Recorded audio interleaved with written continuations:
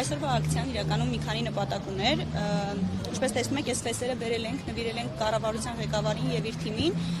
նաեւ առաջարկում ենք, որ քարոզարշավի ընթացքում օգտագործեն, որովհետեւ հայ հասարակությունը պիտի իմանա, թե ում է ընտրում։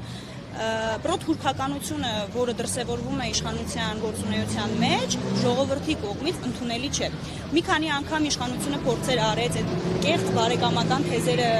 առաջ բերելու, բայց հասկացավ, որ ժողովրդի կողմից իրականում դիմադրություն կա եւ հայ-թուրքական ճակերտյալ բարեկամությունը դեռ շատ հեռու է։ Դրա համար առնվազն որոշակի գործընթացներ կան, որ պիտի արվեն։ Դրա լավագույն օրինակներից մեկը սահմանադրության փոփոխությունն էր, որը խոստացվել էր, որ մինչև մարտ ամիսը պետք է հրապարակվի, դե մեզ հայտնի է, չէ, առնվազն որ որոշակի կետեր, այդ թվում նաև պահանջատիրություն, որը շատ ուղիղ կերպով վերաբերվում է Թուրքիային, սահմանադրության մեջ ուղղակի դրանց մասին չի խոսվում եւ այդ կետերը հանված են ամբողջությամբ, նաև անկախության հռչակագրի մասն է հանված, իսկ մեր ժողովուրդը այդ օրակարգի հետ հաշտ չի։ Պարզապես այս իշխանությունները կարողանում են լավ մանիպուլացնել ու ստել եւ կարծում եմ, որ հիմա շատ ավելի ժողովրդին ավելի տեսանելի է այն, ինչ կատարվում է եւ նաև այս քարոզարշավի ընթացքում բավականին շատ բաներ ակնհայտ են, էլի դառնում այդ մասով։ Առաջարկում ենք այս ֆեսերը անպայման կրեն, վերջին կառավարության նիստին էլ թող կրեն, որ իրենց բարեկամներին եւս մեկ անգամ հաճոյանան, ինչը իրենք շատ սիրում են անել, էլի, օրինակ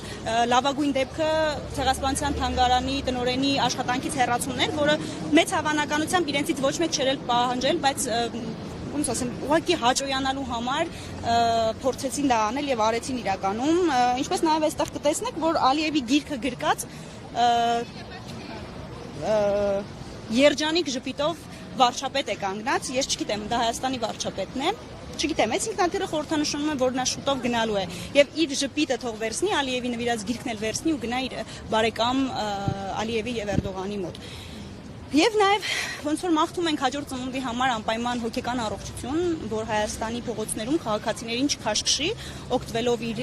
դիրքից եւ այն ռեսուրսից, որը իր թիկունքում կանգնած է, եւ նաև մենք պատկան մարմիններին կոչ ենք անում, հիշել, որ Նիկոլից հետո կյանք կա եւ կարիք չկա էլի այդքան անձնվիրաբար օրենքը խախտելու, որովհետեւ Նիկոլը անցողիկ է, իսկ իրենք դեռ պիտի ծառայեն այս պետությանը եւ ուզում ենք դա մեկ անգամ եւս հիշեցնել, որ իրենք ծառայում են պետությանը, Հայաստանի այլ ոչ թե մեկ անձի եւ նաեւ տիկինը, որ իր հետևում ծափ տալով եւ ուրախանալով այո պնդումներ էր անում, երբ տիկնոջը քաշքշում էին, կարելի է մի փոքր կանացի սոլիդարություն ունենալ, եթե դուրս գանք անգամ այն հանգամանքից, որ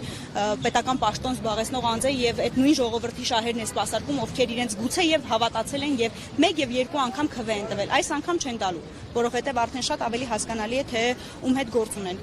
մանիպուլյացիաները այս անգամ չեն անցնելու, տեսանելի է այն քաղաքականությունը, որը իրականացվում է։ Վերջին օրերին նաեւ հայտարարվում են նոր տարածքների հանձնման մասին արդեն Հայաստանից, լավ, Արցախի մասով տարիներ շարունակ մանիպուլացրել էիք, մի ձև կերակրեցիք մարդկանց, լրեցիք, երբ 150,000 եւ ավել ժողովրդի տեղահանում էին իրենց տներից, հիմա ինչ եք անելու, Հայաստանի մասին ինչ արդարացումներ եք բերելու, իրենք մոռացել են իրենց հպարտ քաղաքացու անձնագրերը, մենք չենք մոռացել, Հայաստան-Արցախ քարտեզով անձնագրեր էիք հրապարակում, բա հիմա ինչ եղավ, ինչ փոխվեց, ինքնահայեցվել եք, կարող եմ մի հատ էլ ինքնահայեցվեք, Հայաստանից ոչ մի բան չմնա, կամ Երևանը մնա, կամ միայն կառավարության շենքը մնա։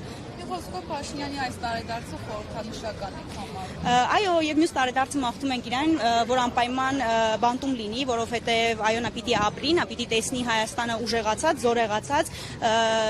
եւ